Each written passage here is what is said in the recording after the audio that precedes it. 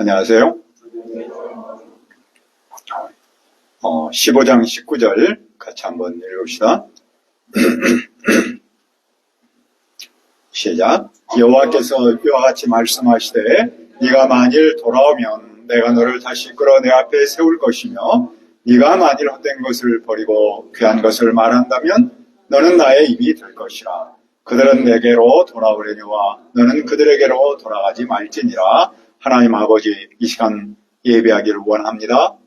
성령 하나님께서 우리와 함께하여 주옵소서. 예레미야 말씀을 통해서 예레미야 주셨던 그 말씀을 우리가 굳게 듣고 깨닫고 실천할 수 있도록 도와주시옵소서. 이 예배를 아버지 하나님께서 함께하시고 축복하여 주옵소서. 예수님의 이름으로 기도합니다. 아멘. 우리는 하나님의 말씀대로 살려고 애를 쓰지만 현실에서는 외롭고 고단할 때를 만나기도 합니다. 오히려 세속적인 방식으로 사는 사람이 더 잘되는 것처럼 보이기도 하지요. 그럴 때면 우리 마음속에서는 의문이 생깁니다. 왜 말씀대로 사는데 이럴까?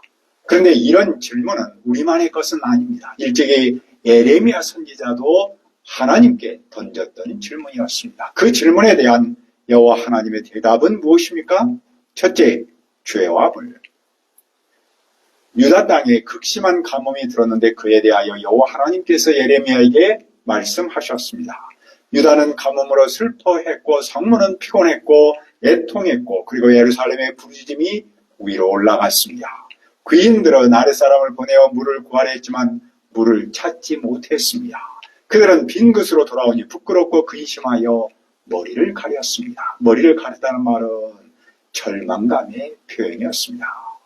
땅은 비가 없어 지면이 갈라졌습니다. 농민들은 낙심하여 머리를 가렸습니다. 들의 암사슴은 새끼를 낳아도 풀이 없어서 새끼를 버렸습니다. 들나귀들은 벗은 산 위에 서서 승냥이 같이 헐떡이며 풀이 없으므로 눈이 흐려졌습니다. 가뭄은 사람은 물론이고 짐승에게까지 치명적인 위협을 주었던 것이죠. 왜 유다는 이렇게 심한 가뭄을 겪습니까? 14장 7절을 보십시오. 여호와여, 우리의 죄악이 우리에게 대하여 증언할지라도 주는 주의 이름을 위하여 일하소서. 우리의 타락함이 많으니이다. 우리가 주께 범죄하였나이다. 여기서 증언한다는 말은 법정에서 고발하거나 사실을 말함을 뜻합니다. 선지자는 그들의 죄가 명백하여 변명할 수가 없어서 그대로 증언합니다. 그는 죄를 숨기거나 정당화하지 않고 하나님 앞에 그대로 고백합니다. 그 죄는 생수의 근원인 여호와 하나님을 버린 거였습니다. 그들은 바알이 비를 주관한다고 믿었습니다. 하지만 바알은 아무것도 할 수 없는 거짓에 불과합니다. 비를 주관하는 분은 비를 만드신 여호와 하나님이십니다. 선지자는 그 사실을 인정할지라도 여호와께서 당신의 이름을 위해 일하시기를 바랍니다. 그는 하나님의 명예를 위해 그 백성을 가뭄에서 구원해 주시기를 바랍니다. 그는 여호와를 이스라엘의 소망이며 고난을 겪을 때 구원하는 분으로 믿습니다. 그런데 지금 여호와는 이 땅의 나그네처럼 하룻밤 묵어가는 여행자처럼 계십니다. 무슨 말입니까? 나그네는 다른 사람의 일에 신경 쓰지 않습니다.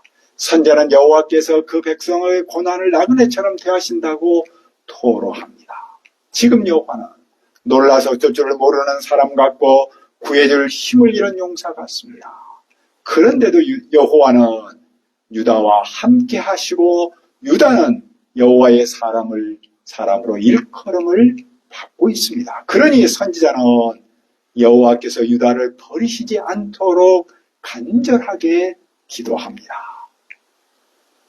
그러면 여호와는 어떻게 반응하셨습니까? 먼저 여호와께서 그 백성의 죄악을 다시 한번 얘기하십니다.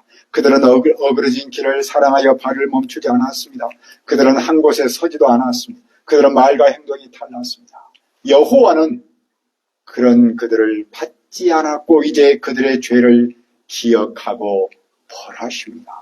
그런데도 선지자는 이 백성을 위해서 기도했습니다. 여호와는 선지자에게 이렇게 말합니다. 너는 이 백성을 위해서 이제부터 더는 기도하지 말아라. 그들이 금식하며 부르짖어도 여호와께서 듣지 않습니다. 여호와는 삶이 따르지 않는 형식적인 번제와 소제를 들을지라도 받지 않습니다. 여호와는 칼과 기근과 전염병으로 그들을 멸합니다. 이처럼 죄는 반드시 벌이 따릅니다. 그때 선지자는 어떻게 반응합니까?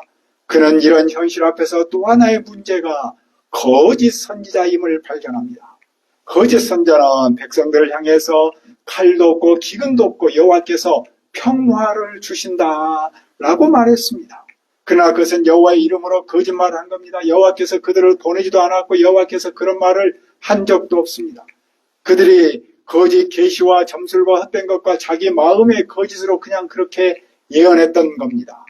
하지만 그 결과는 심각합니다. 거짓 예언을 할 선지자는 칼과 기근으로 죽게 되고 그 거짓 예언을 참 말씀으로 받아들인 그 백성도 칼과 기근으로 죽습니다. 그러니까 하나님의 말씀을 왜곡해서 전하는 하나님의 자칭 종이라 하는 사람도 물론이고 또한 그 말을 믿는 그들 또한 하나님의 철저한 심판을 받는다는 겁니다. 이 비유 앞에서 예레미야는 그래도 다시 하나님께 나아가 기도합니다. 그런 백성을 정죄하기보다 하나님의 마음을 대신 느끼면서 우는 선지자입니다. 하나님의 눈에서 밤낮으로 눈물이 흐르고 울음이 그치지 않습니다. 유다는 지금까지 한 번도 함락된 적 없는 처녀와 같은 그 예루살렘에 대한 상한 목자의 마음이 있었습니다. 그러나 이제 그 성읍은 큰 파멸과 상처로 무너집니다. 도시 들판에는 굶주린 자들과 시체로 가득하고 제사장들도 선지자도 절망 속에 있습니다. 이런 현실 앞에서 선지자는 여호와께서 처녀 유다를 버리지 말고 시온을 싫어하지 않기를 간절히 바랍니다. 치료해 주시기를 원합니다. 하지만 여호와는 시온을 고칠 수 없을 정도로 치셨습니다. 그들의 평화를 바라지만 좋은 것이 없고 치료를 받으려 하나 두려움만 보입니다. 왜냐하면 그들은 여호와께 죄를 지었기 때문입니다. 예레미야 선지자는 계속해서 반복하고 있습니다. 그런데도 선지자는 여호와 하나님께 어떻게 용서를 구합니까? 14장 21절을 보십시오. 주의 이름을 위하여 우리를 미워하지 마옵소서. 주의 영광의 보좌를 욕되게 마옵소서. 주께서 우리와 세우신 언약을 기억하시고 패하지 마옵소서. 이 기도에는 백성의 자격이나 행위에 대한 언급이 전혀 없습니다. 대신 예레미야 선지자는 오직 하나님의 이름과 영광을 위해서 그리고 언약만을 근거로 용서를 구합니다. 그런 인간의 조건이 아니라 오직 여호와 하나님의 신실하심과 그분의 명예를 위해서 용서해 달라고 기도하고 있습니다. 왜냐하면 그는 우상 가운데 비를 내리게 할 자가 없음을 알았기 때문입니다. 지금 그들이 처한 문제는 비입니다. 그들에게 절박하게 필요한 것은 비였습니다. 비가 필요한 이 시점에서 그는 기우제도 제사도 아닌 오직 여호와 하나님만을 앙망합니다. 하지만 하나님의 응답은 단호합니다. 모세와 사무엘이 기도해도 나는 이 백성을 향해 마음을 돌리지 않는다. 기도를 들었지 않겠다는 말은 마침내 심판을 시작하셨다는 뜻입니다. 여호와는 기도하는 집에서 기도하는 그들을 내쫓았습니다. 삶이 일차전 기도를 받지 않으십니다. 쫓겨난 그들 중에 죽을 사람은 죽음을 향해, 칼에 맞을 사람은 칼을 향해 나갑니다. 굶주릴 사람은 굶주림을 향해, 사로잡힐 사람은 사로잡힘을 향해 나갑니다. 하나님은 살 길을 찾는 그들에게 죽음을 선언하십니다. 그들이 죄를 지었기 때문입니다.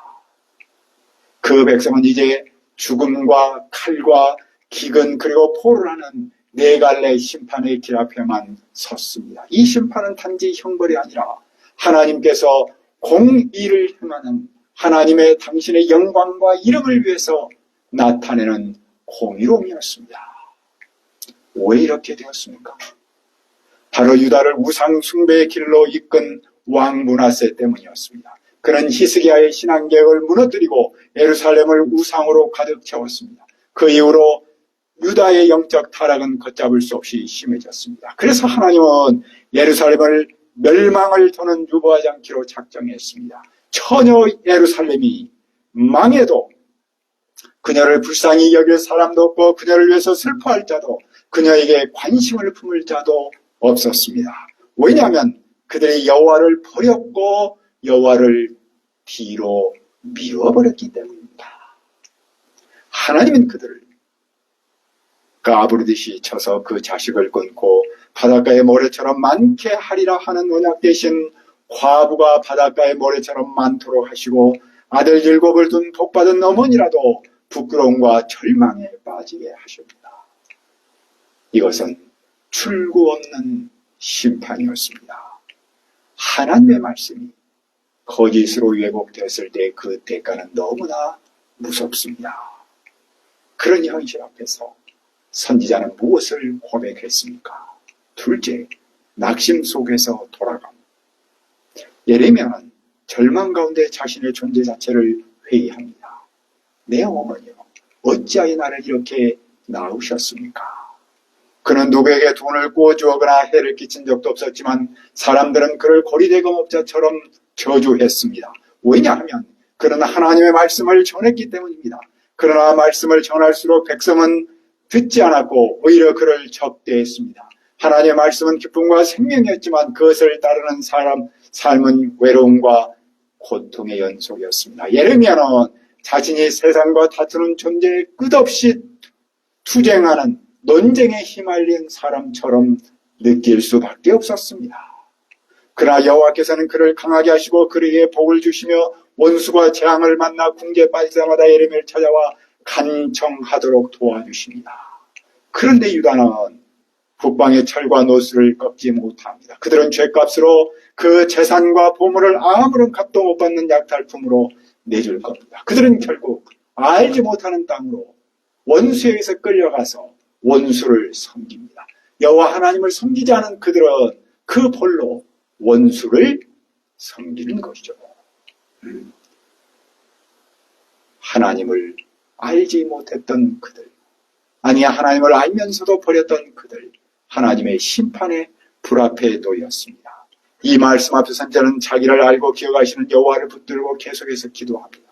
그는 자기를 박해하는 자에게 보복해 주시도록 기도합니다. 주님의 오래 참으심으로 자기가 멸망하지 않도록 기도합니다.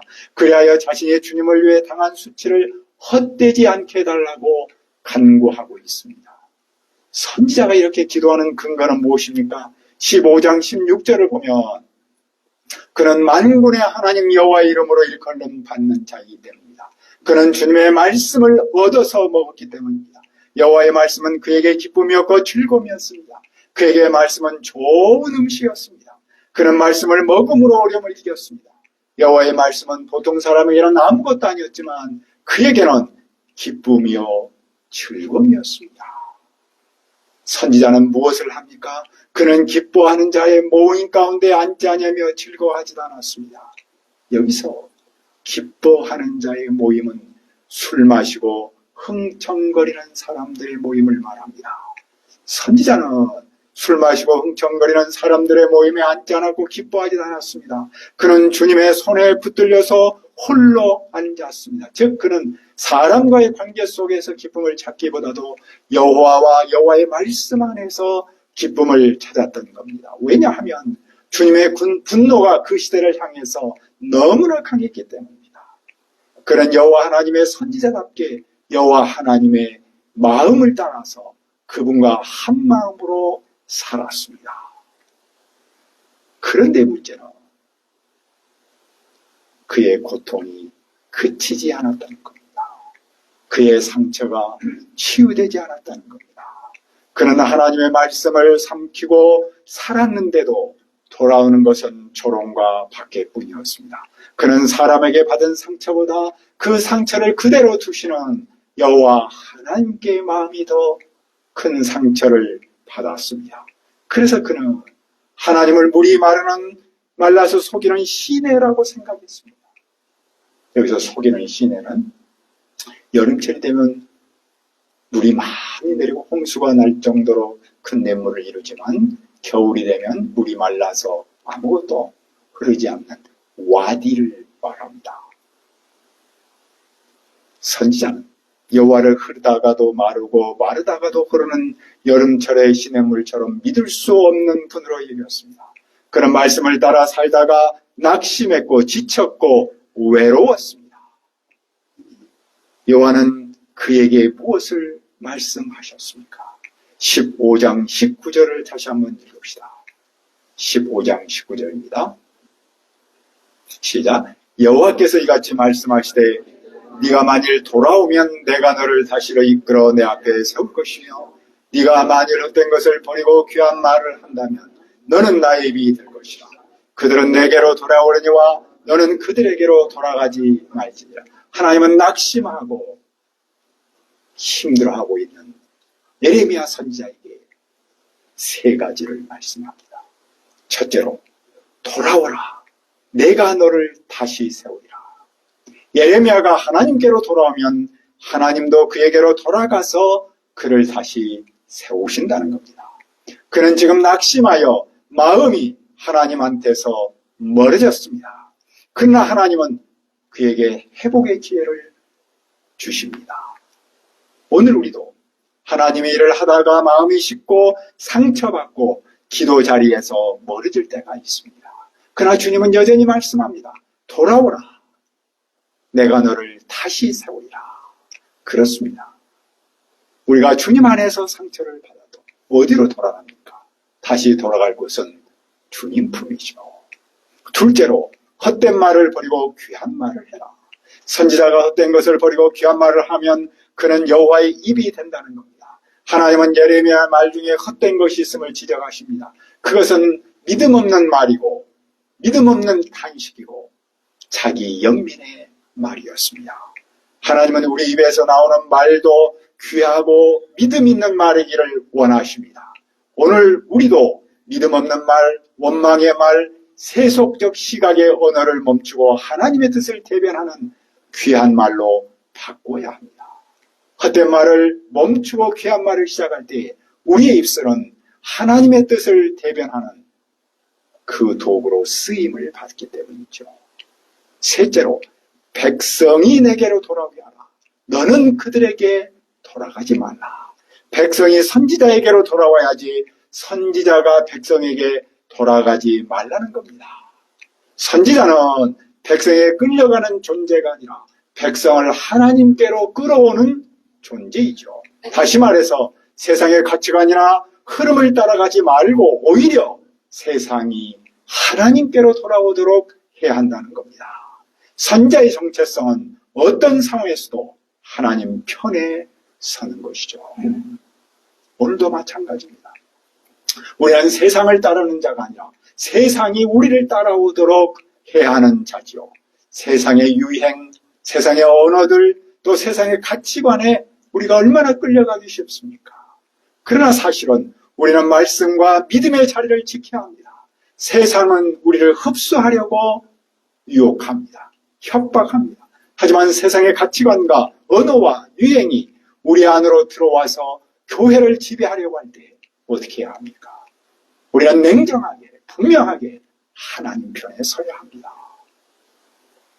저는 요즘 예레미야서를 공부하면서 약간의 갈등이 있습니다. 우리가 알다시피 예레미야서는 우리가 듣기 좋은 말보다는 듣기에 불편한 말이 많지요. 정말로 많습니다. 그런데 만약 제가 우리의 귀와 비유를 맞추기 위해서 좋은 말만 전한다면 그것은 사람한테 돌아가는 것과 무엇이 다르겠습니까? 좋은 성경 선생, 좋은 설교자는 양떼가 목자에게로 우리가 하나님께로 돌아가도록 이끄는 사람이 아니겠습니까? 그들에게 돌아가지 말라는 말은 사람들이 기준이나 세상의 가치관에 흔들리지 말고 하나님의 기준을 지키라는 뜻입니다. 목자는 세상과 타협하는 것이 아니라 세상 가운데서 말씀의 기준을 세우고 세상을 향해서 영향력을 하나님의 말씀을 증언하는 사람입니다. 여기서 우리는 믿음의 사람, 성경 선생의 목자가 가져야 할 기본 자세가 무엇인가를 확신 있게 배웁니다. 비록 우리가 말씀을 따라 살다가 어려움을 겪고 삶이 고달플지라도 하나님께로 돌아가야 합니다. 헛된 말보다도 귀한 말을 해야 합니다. 무엇보다도 우리는 세상을 따르지 말고 세상이 우리를 따르도록 해야 합니다. 우리는 사람의 비유를 맞추려 하지 말고 하나님의 자리를 지켜야 합니다. 그러면 하나님은 우리를 이 시대의 성경 선생의 목자로 다시 세우시고 다시 쓰십니다. 어떻게 여호와는 예레미야를 세웁니까? 여호와는 예레미야를 백성 앞에 견고한 놋성벽이 되게 합니다. 그들의 선자를 칠지라도 이기지 못합니다. 왜냐하면 여호와께서 그와 함께하여 그를 구원하여 건지기 때문입니다. 여호와는 선자를 악한 자의 손에서 건지며 무서운 자의 손에서 구원합니다. 이렇게 여호와는 예레미야를 선지자로 다시 세웁니다. 그러니까 선지자는 혼자 예로운 싸움을 싸우는 존재가 아니죠. 하나님께서 붙들린 존재입니다. 하나님께서 함께 하시고 하나님께서 인도하시고 하나님께서 보호하시는 하나님의 사람이죠. 오늘 우리는 하나님의 말씀대로 살다가 지치고 낙심했던 예레미야의 모습에서 우리의 모습을 볼 수 있습니다. 기도했지만 응답은 없고 말씀대로 살았지만 외로움과 상처를 받고 순종했지만 오해받고 거절당했던 경험이 있습니다. 그때마다 우리 하나님은 변함없이 우리에게 말씀합니다. 네가 돌아오면 내가 다시 너를 세우리라. 이 말씀은 낙심한 사람, 지친 사람, 사명의 길에서 주저앉은 사람에게 주시는 하나님의 은혜로운 따사로운 초청의 말씀입니다. 그러므로 우리는 어떤 상황에서도 하나님께로 돌아가고 믿음 없는 말을 멈추고 믿음 있는 말을 해야 합니다. 우리는 무엇보다도 세상에 끌려가지 말고 세상이 우리에게로 오도록 해야 합니다. 성령 하나님께서 연약한 우리를 견고한 성벽처럼 보호하시며 우리를 이 시대의 성경 선생의 목자로 다시 세우시기를 기도합니다. 은혜로우신 아버지 하나님, 오늘 우리는 하나님의 말씀대로 살다가 지치고 낙심했던 예레미야의 모습에서 우리의 모습을 봅니다. 기도했지만 응답은 없고 말씀대로 살았지만 애로움이 있고 순종했지만 오해받았던 경험이 있습니다. 그러나 이런 우리를 향해 하나님은 다시 말씀합니다. 네가 돌아오면 내가 다시 너를 세우리라. 주님, 우리가 어떤 상황에서도 하나님께로 돌아가고 믿음 없는 말을 멈추고 믿음 있는 말을 하도록 도와주시고 특별히 우리가 세상에 끌려가지 않고 세상이 우리에게 오도록 하도록 도와주옵소서. 성령 하나님께서 연약한 우리를 견고한 성벽처럼 보호하셔서 우리를 이 시대의 성경 선생의 목자로 다시 사용하시기를 기도합니다. 예수님의 이름으로 기도합니다. 아멘.